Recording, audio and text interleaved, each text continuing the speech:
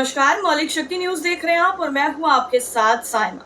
Supreme court में एक बार फिर से वक्फ संशोधन बिल को लेकर सुनवाई शुरू हो गई है और मंगलवार को इस मामले में सुनवाई हुई। तो क्या कुछ हुआ है सुनवाई के दौरान और क्या कुछ कहा है सुप्रीम कोर्ट ने, चलिए सब कुछ आपको एक एक करके बताते हैं। दरअसल सुप्रीम कोर्ट ने वक्फ संशोधन अधिनियम को चुनौती देने वाली याचिकाकर्ताओं से कहा है कि संसद द्वारा पारित कानूनों में संवैधानिकता की धारणा होती है और कोई कानून असंवैधानिक नहीं है इसका जब तक कोई ठोस मामला सामने नहीं आता है। अदालतें इसमें हस्तक्षेप नहीं कर सकती। केंद्र सरकार ने सर्वोच्च न्यायालय से आग्रह किया है कि वो अंतरिम आदेश पारित करने के लिए वक्फ संशोधन अधिनियम की वैधता को चुनौती देने वाली याचिकाओं पर सुनवाई को 3 मुद्दों तक सीमित रखें, जिसमें कोर्ट यूजर और डीड द्वारा घोषित वक्फ संपत्तियों को डी नोटिफाई करने का बोर्डों का अधिकार भी शामिल है। वहीं केंद्र सरकार की तरफ से सॉलिसिटर जनरल तुषार मेहता ने मुख्य न्यायाधीश BR गवई और न्यायमूर्ति ऑगस्टिन जॉर्ज मसीह की पीठ के सामने ये अनुरोध किया है। दरअसल तुषार मेहता ने कहा है कि अदालत ने 3 मुद्दे चिन्हित किए थे। हालांकि याचिकाकर्ता चाहते हैं कि इन 3 मुद्दों के इतर भी कई अन्य मुद्दों पर सुनवाई हो। मैंने इन 3 मुद्दों के जवाब में अपना हलफनामा दाखिल किया है। मेरा अनुरोध है कि इसे केवल 3 मुद्दों तक ही सीमित रखा जाए। आपको बता दें कि वक्फ संशोधन अधिनियम की संवैधानिकता को चुनौती देने वाले याचिकाकर्ताओं की तरफ से पेश वरिष्ठ अधिवक्ता कपिल सिब्बल और अभिषेक मनु सिंघवी ने केंद्र की दलील का विरोध करते हुए कहा कि महत्वपूर्ण कानून पर टुकड़ों में सुनवाई नहीं हो सकती। कपिल सिब्बल ने तर्क दिया है कि संशोधित कानून संविधान के अनुच्छेद 25, जिसमें ये अनुच्छेद धर्म पालन, उसके अनुरूप आचरण करने और धर्म का प्रचार करने के अधिकार की गारंटी देता है, इसका उल्लंघन करता है। इतना ही नहीं, उन्होंने आगे कहा है कि हम तो सभी मुद्दों पर दलील रखेंगे, ये संपूर्ण वक्फ संपत्ति पर कब्जा करने का मामला है। दरअसल कपिल सिब्बल ने सुप्रीम कोर्ट से कहा है कि इस मामले में अंतरिम आदेश जारी करने पर सुनवाई होनी चाहिए।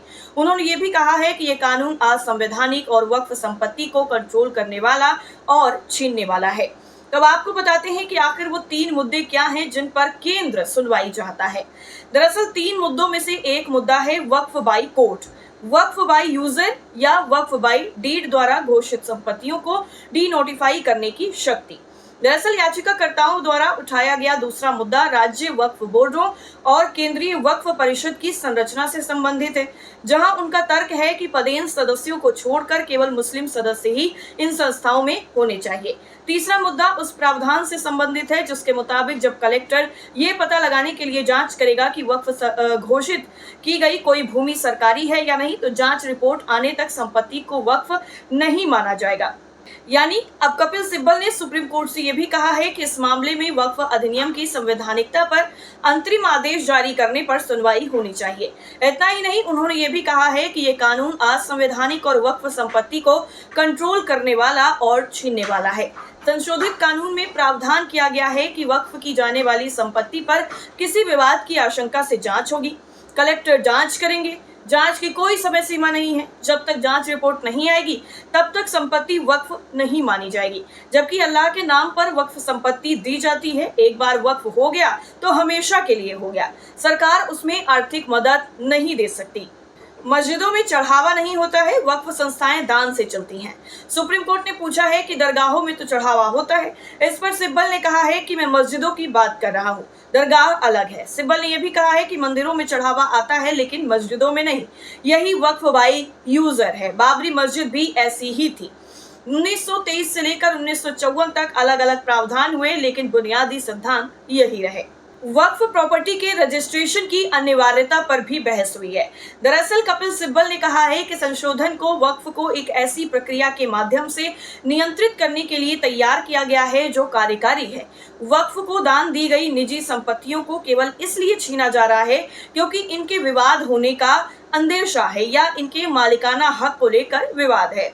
इस कानून को वक्फ संपत्तियों पर कब्जा करने के लिए डिजाइन किया गया है। आगे कपिल सिब्बल कहते हैं कि स्टेट धार्मिक संस्थाओं की फंडिंग नहीं कर सकता। यदि कोई मस्जिद या कब्रिस्तान है तो स्टेट उसकी फंडिंग नहीं कर सकता। ये सब निजी संपत्ति के माध्यम से ही होना चाहिए। अगर आप मस्जिद में जाते हैं तो वहां मंदिरों की तरह चढ़ावा नहीं होता। उनके पास 1000 करोड़ 2000 करोड़ नहीं होते। सीजेआई बीआर गवई ने कपिल सिब्बल की दलील पर कहा है कि मैं दरगाह भी गया हूं, चर्च भी गया हूं, हर किसी के पास ये चढ़ावे का पैसा है। तो इस पर कपिल सिब्बल ने कहा है कि दरगाह दूसरी बात है, मैं मस्जिदों की बात कर रहा हूं। 2025 का कानून पुराने कानून से बिल्कुल अलग है। इसमें 2 अवधारणाएं हैं, उपयोगकर्ता द्वारा वक्फ बनाई गई संपत्तियां और इनका समर्पण। बाबरी मस्जिद मामले में भी इसे मान्यता दी गई थी। उपयोगकर्ता द्वारा बनाए गए कई वक्फ सैकड़ों साल पहले बनाए गए थे, वो कहां जाएंगे? सीजेआई ने पूछा कि क्या पहले के कानून में पंजीकरण की आवश्यकता थी।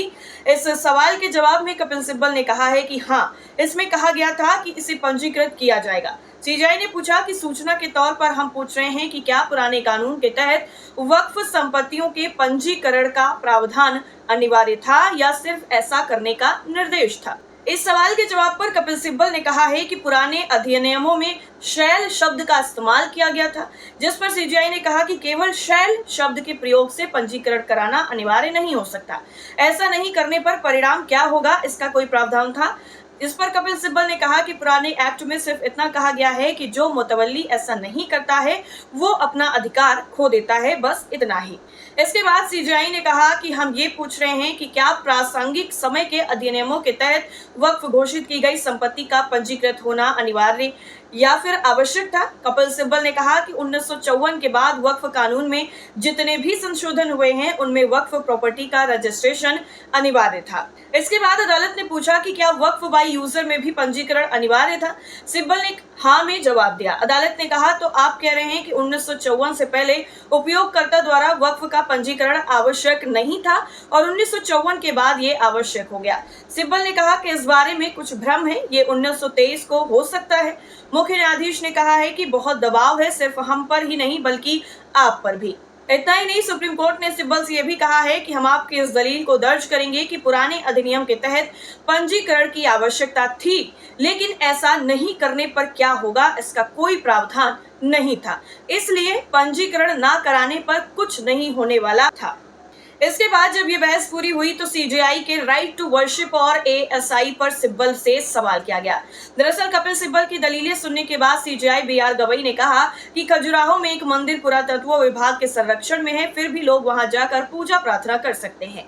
सिब्बल ने कहा कि नया कानून कहता है कि अगर कोई संपत्ति एएसआई संरक्षित है तो ये वक्फ नहीं हो सकती है। सीजेआई ने पूछा कि क्या इससे आपका अपने धर्म का पालन करने का अधिकार छिन जाता है, क्या आप वहां जाकर प्रार्थना नहीं कर सकते? सिब्बल ने कहा कि हाँ, इस कानून में कहा गया है कि वक्फ संपत्ति को रद्द माना जाता है। सुप्रीम कोर्ट ने उनसे दोबारा से पूछा कि क्या इससे आपका धर्म पालन करने का अधिकार भी छिन जाता है। इसके जवाब में सिब्बल ने कहा कि अगर किसी प्रॉपर्टी की वक्फ मान्यता ही खत्म हो जाती है तो मैं वहां कैसे जा सकता हूं। सीजेआई ने यह भी कहा कि मैंने एक एएसआई संरक्षित मंदिर का दौरा किया है, मैंने देखा है कि भक्त वहां जाकर प्रार्थना कर सकते हैं, तो क्या इस तरह की घोषणा से आपका प्रार्थना करने का अधिकार छिन जाता है। इस सवाल पर सिब्बल कहते हैं कि अगर आप कहते हैं कि वक्फ मान्यता रद्द की जाती है तो इसका मतलब अब वो प्रॉपर्टी वक्फ नहीं है। मेरा कहना है कि ये प्रावधान अनुच्छेद 25 का उल्लंघन है। न्यायालय के रिकॉर्ड पर लिया कि याचिकाकर्ताओं ने कहा है कि ये कानून संविधान के अनुच्छेद 25 का उल्लंघन करता है और नागरिकों से उनकी धार्मिक प्रार्थनाओं को जारी रखने का अधिकार भी छीन लिया जाएगा। इस तरीके से जो बहस थी वो सुप्रीम कोर्ट के अंदर हुई और कपिल सिब्बल जो वरिष्ठ अधिवक्ता हैं उनके बीच में और सीजेआई की तरफ से सवाल जवाब हुए और उसके बाद इस पूरी सुनवाई में औरंगाबाद का भी जिक्र किया गया, जिसके बाद ये पूरा जो मामला है अभी आगे और चलेगा। तो इसमें क्या कुछ होगा ये देखना काफी ज्यादा अहम होगा। आपका क्या मानना है इस रिपोर्ट पर कमेंट करके जरूर बताइए। फिलहाल के लिए इतना ही। नमस्कार।